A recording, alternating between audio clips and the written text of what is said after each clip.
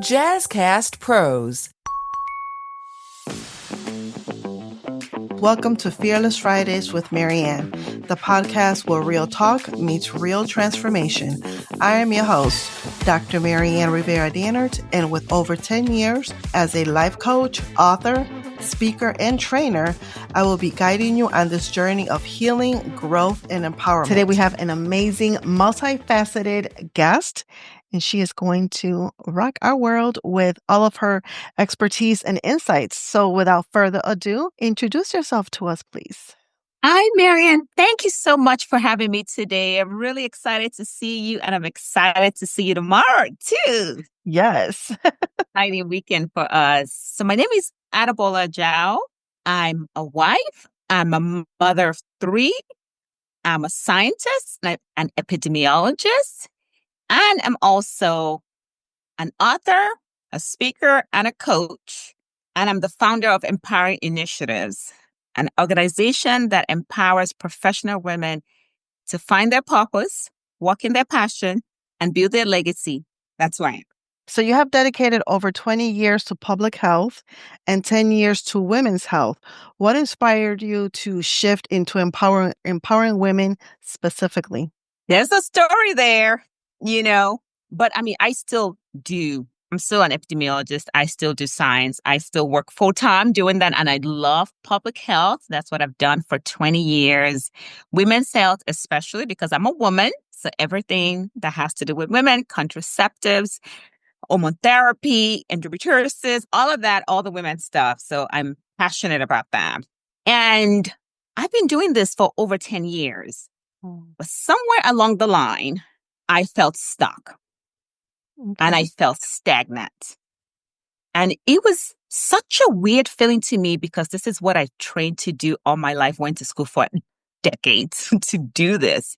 And to be in a place where I'm in a profession where I'm supposed to be serving public health, and I didn't feel connected to the people that I was serving. Got it.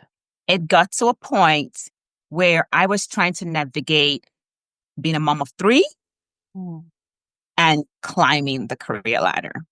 And I was looking up to find other people that have done it before me in my space, in my agency, in my scientific community, in my professional space, to kind of help me figure it out. Like, who's done this before me? Who looks like me? Because, we have a whole different level of challenge. It's one thing to be a woman in a male-dominated scientific space, but it's another thing to be a minority. Yeah. And so a double minority, trying to navigate professional growth, being a mom, family life. And I felt stuck, like I said, and I could not find someone who looked like me that could mentor me or sponsor me on that journey. And I realized that I'm probably not alone. So I did a lot of things trying to be seen, trying to be heard. I did more. I did more work. I volunteered for more projects. I just did more. And I just got burnt out. So it sounds like you became the person that you needed. Yes, absolutely. Absolutely. So instead of looking up, I started looking within. I love that. I started looking within. So who exactly am I? Yeah. And why I'm trying to figure out this space that I'm in. I learned to look within and identify my gifts, my skills, my talents, my strengths, and use that as my conduit to figure out where I'm supposed to be. So as I learn more about myself, I'm the first of 5 children. So I always feel like I'm a natural leader. I've always led by example. I love mentoring. I love teamwork. And that led me into leadership. And that was when I got into that leadership space, I started to feel more connected with where I am. I started to feel more passionate about the work that I was doing and the people that I was serving. Now I have my team, not just this public health, just this U.S. public that I don't know who they are, my neighbors, whoever they are, right? But now I have a smaller group of people that I was serving in addition to the larger population. And so in that walk, I realized that I'm probably not alone in all of this. And I wanted to empower other professional women to discover who they are so they can in turn find their passion and walk in their purpose and build their legacy. I love that. That's beautiful. And that's so important because I think oftentimes, especially like you said, as minorities, as women of color, we have to become the person that we need. The person that we need as we can get to that next step. And we're not in this journey alone. So your organization, Empowering Initiatives, helps women discover their purpose. What's one purposeful transformation story that sticks with you? Wow. Well, there's my story, of course. Right. But there are also other women, other younger women that I'm having the privilege to mentor. Mm. And I'm going to give one example of one young lady who I met 2 years ago who came to one of my events. I do this events once a year. And she told me, Dr. Ajao, you're the first Black female epidemiologist I've met. Because she's an epidemiologist. She's master's level epidemiologist. And, we had a conversation and I remember kind of telling her, so tell me about yourself. Tell me about your journey. Tell me your dreams, your goals. What do you want to achieve? What do you want to do with your degree?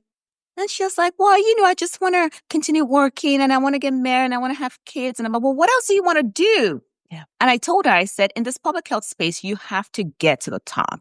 You have to get to the top. You have to aim for the top. And I remember she was hesitant. So I started mentoring her. And wow, guess what now? She got accepted into a doctoral program. That's amazing. So that's amazing in that from coming from a place where she didn't even really know where she was going and what she was doing with it, to see her 2 years later through that mentorship transform into this woman who now has a direction, who now has a purpose, who now is doing a lot of amazing work actually in Africa through her nonprofit too. That's beautiful. That's beautiful. So you are also an author. So what did writing Empowered Woman teach you about your own leadership journey? Wow. Well, here's my book, Empowered Woman, 5 Principles for Living Your Best Life and Fulfilling Your Potential. I think it taught me that we have to lead ourselves, that we really have to invest in self-leadership, that there's a leader in each and every one of us, and we have to embrace our unique journey and our unique calling into leadership.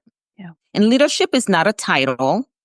Leadership does not mean because, you wear a certain hat.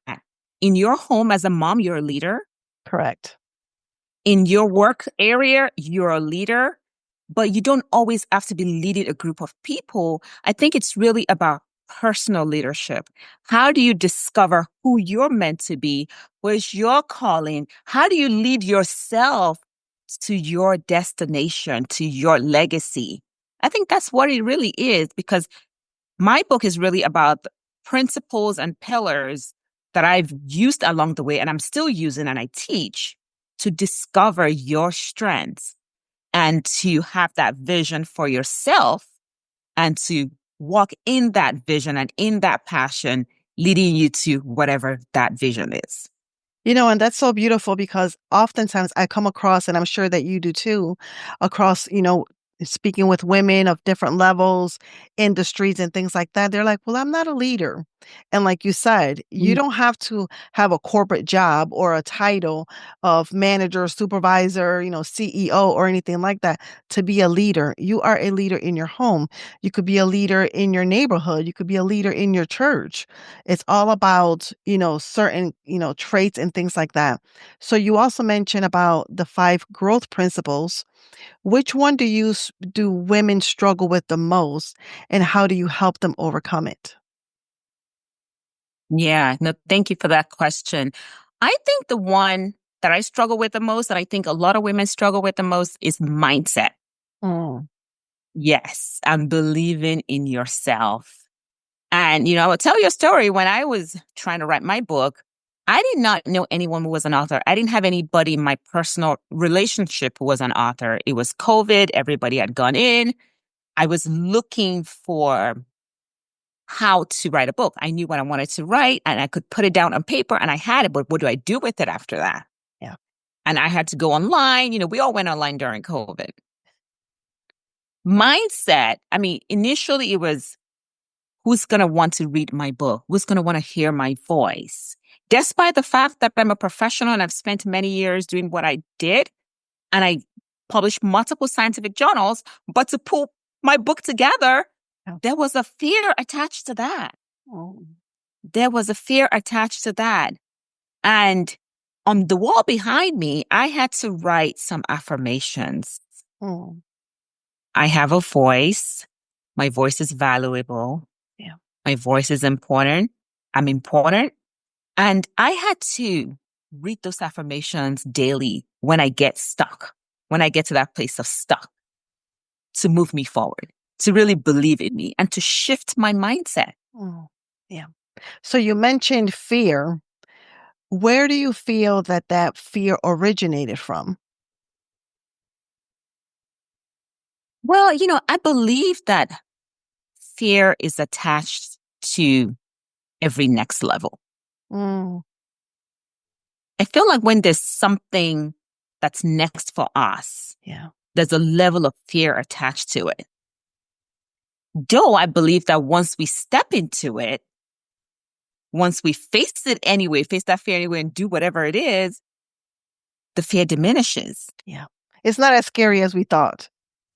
Yes, but it takes courage to step into it. It takes belief in yourself to step into whatever it is. And once you do, the fear kind of diminishes. But then once you accomplish that goal and then you want to step into the next big thing, you notice that fear comes back. So it's almost like fear is like, what do they call it? Like false evidence appearing real. So it's funny It's like because, you're going to hear a it's different not take. real. You're going to hear a different take on fear tomorrow at my talk. Okay. But yes, for many people, fear does, mean false evidence appearing real. Yeah. Yeah. I mean, that's in what capacity I felt it. Yeah. I think for me, it's always when I'm trying to take that next level, there's a sense of, how am I worthy? Can I do this? Yeah. But once I have the courage to step into it, I realize that I can. And so I always remind myself when I face that fear, I remind my other things that I've been able to accomplish.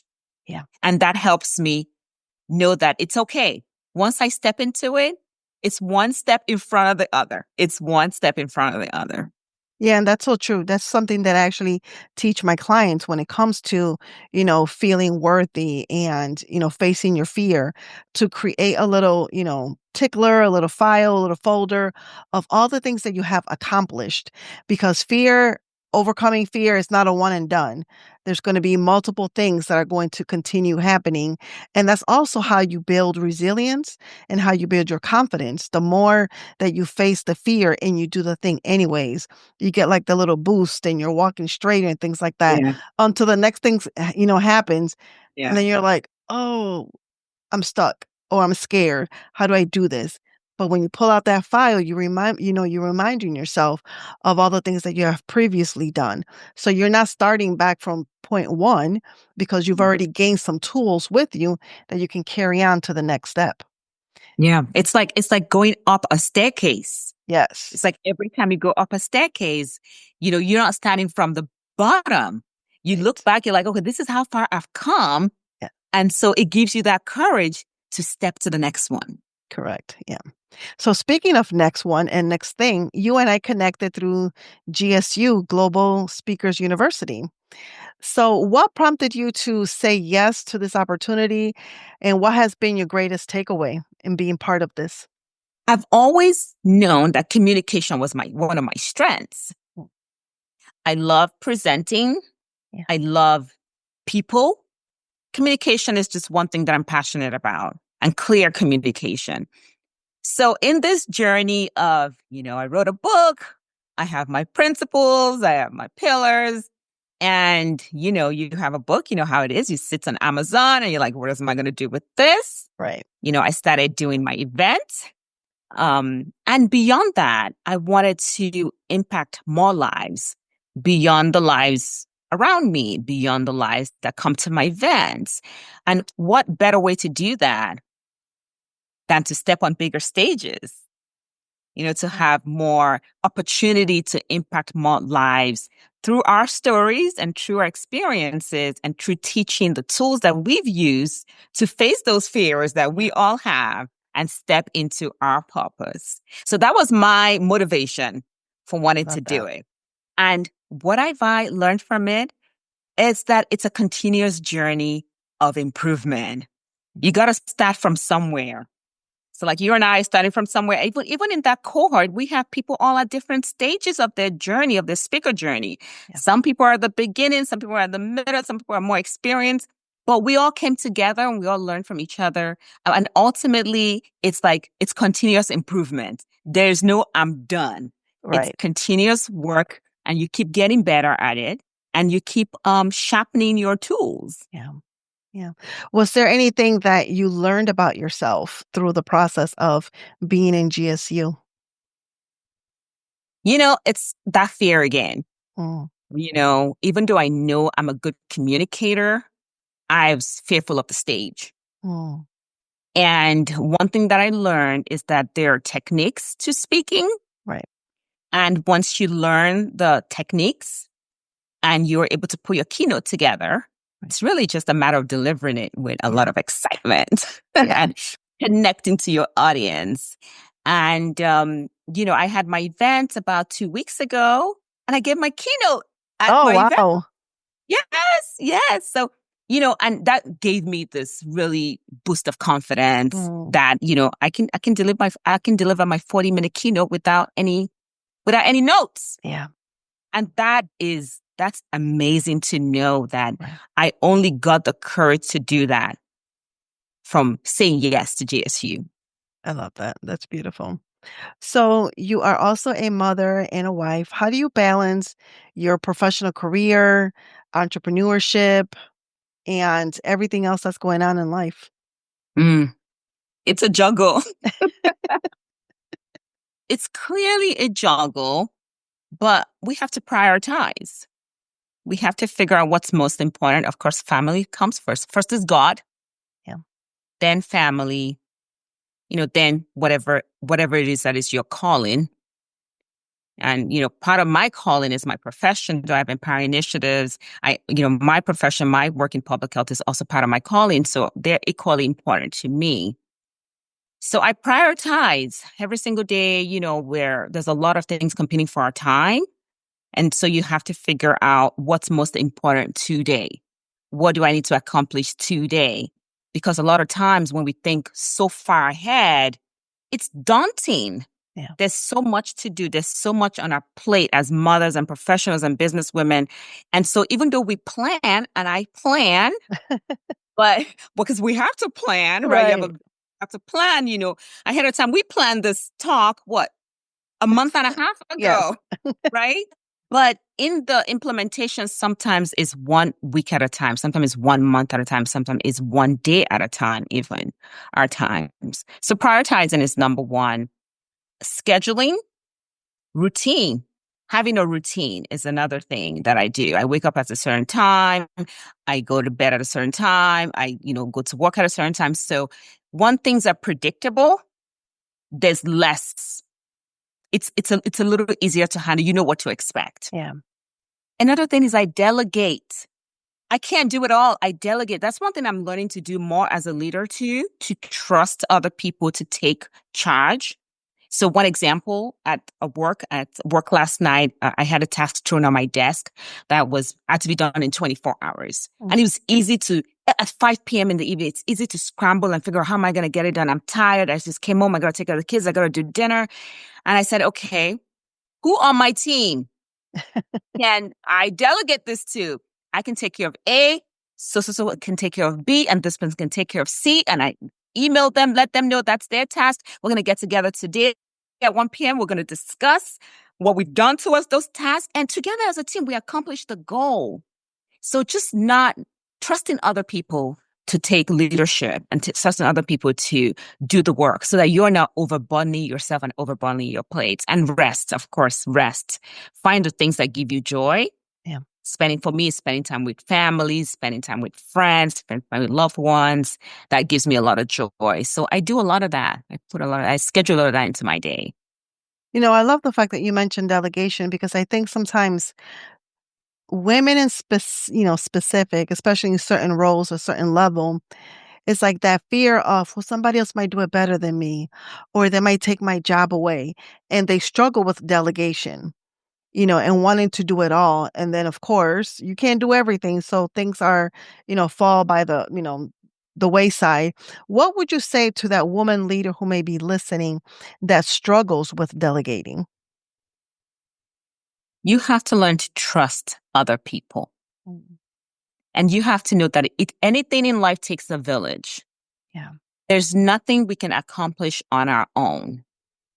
And so it's important, if you want to be able to accomplish anything, you gotta have a village.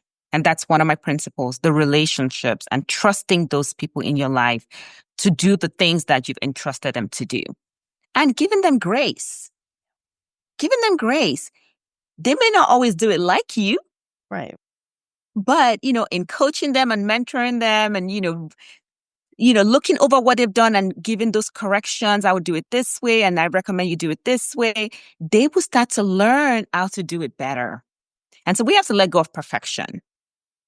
We have to let go of perfection, and we have to understand that, we all have gifts, and just allow everyone to be able to be a part of whatever it is that our purpose is, our calling is. I love that. What would you say is one mindset shift that you believe women must make in order to lead with confidence and clarity? I think it's believing in ourselves. Mm. That to me is what I struggle with the most, believing in myself. And so once I started to use certain tools like gratitude, and I started practicing that on a daily, it transformed our mindset. Another tool that I use is visualization, just seeing myself in that future state, believing and seeing myself in that future state and affirming myself, like I said before, once that fear sets in, affirming myself. Once we can overcome that mindset block or that lack of belief in who we are and who we're called to be, something shifts. It's a radical shift. It's like you don't care what anybody really says about you because you're on a mission. Yeah, I love that. And you don't care who affirms you because you just need to know that you're walking in your calling. And you find people that are in that space with you and will celebrate you. Like we do at GSU, we celebrate each other. Right. And just seeing other people walk that walk also gives you the courage that we can do it. You can do it too. I love that. So as we get ready to wind down, you are on the Fearless Fridays podcast. How are you living a fearless life? Really walking in my purpose. Really understanding what my calling is and understanding the vision that I'm creating for my life and what legacy I want to leave. When I'm gone, what are they going to say about me? And, stepping into that and walking in that and just living a fulfilled life, because that's what this is all about. Who are you serving? Why are you here? What's your purpose? What's your calling? Everybody has to find that and start living fearlessly. I love that. In their purpose. Yes. So where can our listeners and our audience learn more about you and connect with you? Yes, you can connect with me on Instagram. I'm there at Dr. Adebola Ajao. I'm also, my website is www.empowerinitiatives.net. All my stuff is on there. My books are on Amazon. Empowered Woman, 5 Principles for Living Your Best Life and Fulfilling Your Potential. That's on there. And I'm co-author of many other books that are also on Amazon. But once you get on my website and you look me up, you would see the links to all of those books and my speaking and coaching programs. I love that. And all of that will be captured in the show notes. Thank you so much for being with us today. Thank you. Thanks for having me. I can't wait to see you tomorrow. You're welcome. Thank you for tuning in to today's episode. If you enjoyed today's conversation, please leave us a 5-star review and share with a friend or two. If you aren't already following us on social media, please connect with me on LinkedIn at Maryann Rivera Dannert or visit our website, MaryannRiveraDannert.com.